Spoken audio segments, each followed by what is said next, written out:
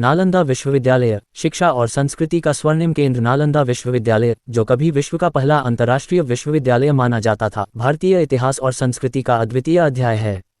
ये प्राचीन भारत का ऐसा शिक्षा केंद्र था जहां से न केवल भारत बल्कि पूरी दुनिया में ज्ञान की किरणें फैलीं। इसकी स्थापना 5वीं शताब्दी में गुप्त साम्राज्य के सम्राट कुमारगुप्त प्रथम ने की थी। नालंदा न केवल एक शिक्षण संस्थान था, बल्कि यह भारतीय सभ्यता का ऐसा केंद्र था जिसने दुनिया भर से विद्वानों और छात्रों को अपनी ओर आकर्षित किया। स्थापना और संरचना। नालंदा विश्वविद्यालय बिहार के नालंदा जिले में स्थित था। इसकी भव्यता और संरचना ऐसी थी कि यह किसी राजमहल जैसा प्रतीत होता था। इसका परिसर लगभग 14 हेक्टेयर में फैला था, जिसमें 8 बड़े मठ, कई मंदिर, अध्ययन कक्ष और विशाल पुस्तकालय थे। विशेषताएं। 1. धर्मगंज पुस्तकालय। नालंदा का पुस्तकालय धर्मगंज विश्व का सबसे बड़ा पुस्तकालय माना जाता था। इसमें 3 भाग थे, रत्नसागर, रत्नोदधि और रत्नरंजक। इनमें लाखों पांडुलिपियां थीं। 2. अध्ययन का वातावरण। छात्रों के लिए कठोर नियम थे। उन्हें प्रवेश के लिए कठिन परीक्षाओं से गुजरना पड़ता था। 3. विद्यार्थी और शिक्षक। यहाँ 10,000 विद्यार्थी और 2,000 विद्वान शिक्षक थे, जो विभिन्न विषयों का अध्ययन और शिक्षण करते थे।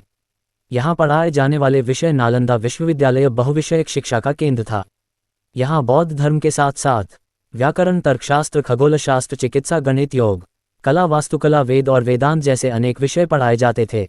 इसके अलावा ये भारतीय और तिब्बती चिकित्सा प्रणाली, भारतीय दर्शन और बौद्ध धर्म के विविध पहलुओं का अध्ययन करने का प्रमुख केंद्र था। विश्वभर से आए छात्र और विद्वान। नालंदा विश्वविद्यालय केवल भारत तक सीमित नहीं था, यह विदेशी विद्वानों के लिए भी शिक्षा का एक प्रमुख केंद्र था।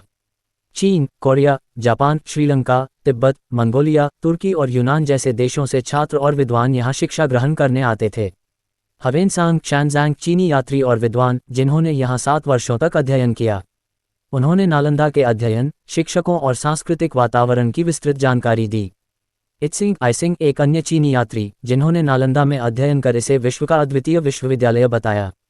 सांस्कृतिक योगदान। नालंदा विश्वविद्यालय न केवल शिक्षा बल्कि सांस्कृतिक समृद्धि का भी प्रतीक था। यहाँ से प्राप्त ज्ञान ने 1. भारतीय सभ्यता को उन्नति दी। 2. बौद्ध धर्म को एशिया और अन्य देशों में फैलाने में मदद की। 3. कला और स्थापत्य के क्षेत्र में नायाब योगदान दिया। पतन और विनाश। नालंदा विश्वविद्यालय के विनाश की कहानी भारतीय इतिहास का सबसे दुखद अध्याय है। 12वीं शताब्दी में तुर्क आक्रमणकारी बख्तियार खिलजी ने इस विश्वविद्यालय को नष्ट कर दिया।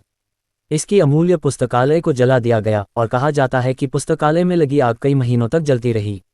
इस विध्वंस ने भारत को उसकी प्राचीन शिक्षा प्रणाली और सांस्कृतिक विरासत से वंचित कर दिया। पुनरुद्धार और आधुनिक प्रयास। 21वीं शताब्दी में नालंदा विश्वविद्यालय के पुनर्निर्माण के प्रयास किए गए। 2010 में भारत सरकार ने इसका पुनरुद्धार करने के लिए विशेष योजना बनाई। 2014 में इसे पुनः स्थापित किया गया। आधुनिक नालंदा विश्वविद्यालय वैश्विक शिक्षा के केंद्र के रूप में कार्यरत है, जो प्राचीन परंपरा और आधुनिक तकनीक का संगम है। नालंदा की प्रासंगिकता। आज के संदर्भ में नालंदा विश्वविद्यालय केवल प्राचीन भारत का गौरव नहीं है, बल्कि यह आधुनिक शिक्षा प्रणाली के लिए भी प्रेरणा है।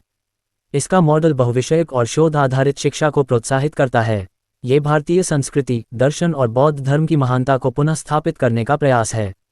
निष्कर्ष। नालंदा विश्वविद्यालय केवल एक शिक्षण संस्थान नहीं था, बल्कि यह भारतीय सभ्यता और संस्कृति की उत्कृष्टता का प्रतीक था।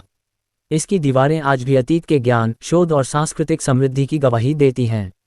इसके पुनरुद्धार का प्रयास हमारी समृद्ध विरासत को पुनः जीवंत करने की दिशा में एक महत्वपूर्ण कदम है।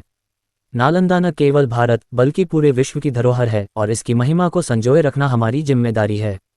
सूचना सिर्फ मान्यताओं और जानकारियों पर आधारित है। यहाँ ये बताना जरूरी है कि यह मेरा वीडियो किसी भी तरह की मान्यता, जानकारी की पुष्टि नहीं करता है। किसी भी जानकारी या मान्यता को अमल में लाने से पहले संबंधित विशेषज्ञ से सलाह लें। धन्यवाद।